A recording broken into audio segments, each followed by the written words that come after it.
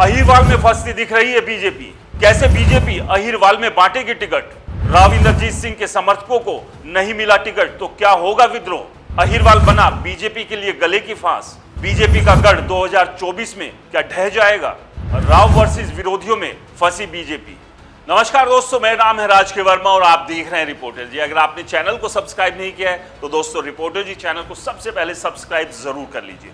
चलिए बात करते हैं हरियाणा के विधानसभा चुनाव की और खासतौर से बीजेपी और राव इंद्रजीत सिंह को लेकर, क्योंकि बीजेपी की कोशिश है लगातार कि जो अहिरवाल है, जहां 2014 में अहिरवाल की 11 सीटों पर बीजेपी ने जीत दर्ज की थी, ऐसे में बीजेपी को एक बार फिर से उम्मीद है कि अहिरवाल उन्हें एक बार फिर से निराश नहीं करेगा। खैर, हरियाणा विधानसभा चुनाव का ऐलान होने से पहले अहिरवाल में बीजेपी के भीतर टिकटों की लड़ाई बेहद दिलचस्प हो गई है। अहिरवाल बेल्ट में खासा असर रखने वाले गुरुग्राम के सांसद और केंद्रीय राज्य मंत्री राव इंद्रजीत सिंह विधानसभा चुनाव में अपने समर्थकों को टिकट दिलाने के लिए पूरी ताकत लगा रहे हैं। राव इंद्रजीत सिंह कह चुके हैं कि हरियाणा में सरकार बनाने का रास्ता अहिरवाल से होकर जाता है। इतना ही नहीं, पिछले कुछ दिनों में राव इंद्रजीत सिंह मोदी सरकार में उन्हें कैबिनेट मंत्री नहीं बनाए जाने को लेकर अपनी पीड़ा खुलकर जता चुके हैं। राव इंद्रजीत सिंह ने कहा था उनसे छोटे और पहली बार जीतकर आए लोगों को कैबिनेट में शामिल कर दिया गया। उनका इशारा साफ साफ पूर्व मुख्यमंत्री मनोहर लाल खट्टर की तरफ था। माना जा रहा है कि राव इंद्रजीत सिंह ने इस तरह के बयानों के जरिए बीजेपी नेतृत्व से खुलकर अपनी नाराजगी का इजहार किया है। बीजेपी के सामने मुश्किल यह है कि अहिरवाल के इलाके में टिकट बंटवारा करते हुए वह राव इंद्रजीत सिंह की पसंद को नजरअंदाज करने का जोखिम नहीं उठा सकती है, वह भी तब जब लोकसभा चुनाव के नतीजे उसके लिए खराब रहे हो।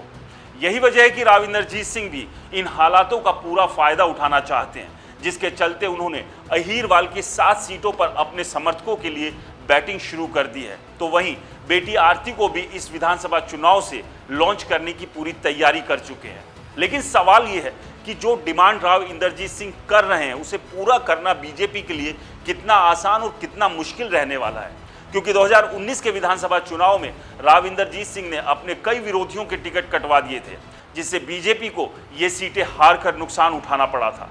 इतना ही नहीं, जिन सीटों पर बीजेपी ने राव इंद्रजीत के समर्थकों की जगह दूसरों को टिकट दी, वहां बीजेपी को जीत मिली थी। ऐसे में अब सवाल यह है कि क्या राव इंद्रजीत सिंह का अहिरवाल में दबदबा पहले के मुकाबले कम हो गया है? क्योंकि 2024 के लोकसभा चुनाव में राव साहब ने जीत तो दर्ज की, लेकिन इस जीत ने किस तरह से उनके और उनके समर्थकों के पसीने छुड़ा दिए, ये किसी से छिपा नहीं है। इतना ही नहीं, 2014 में बीजेपी ने अहिरवाल की 11 सीटों पर विजय की पताका फहराई थी, तो वहीं मोदी लहर के बावजूद 2019 में 11 में से 8 सीटों पर ही बीजेपी जीत पाई।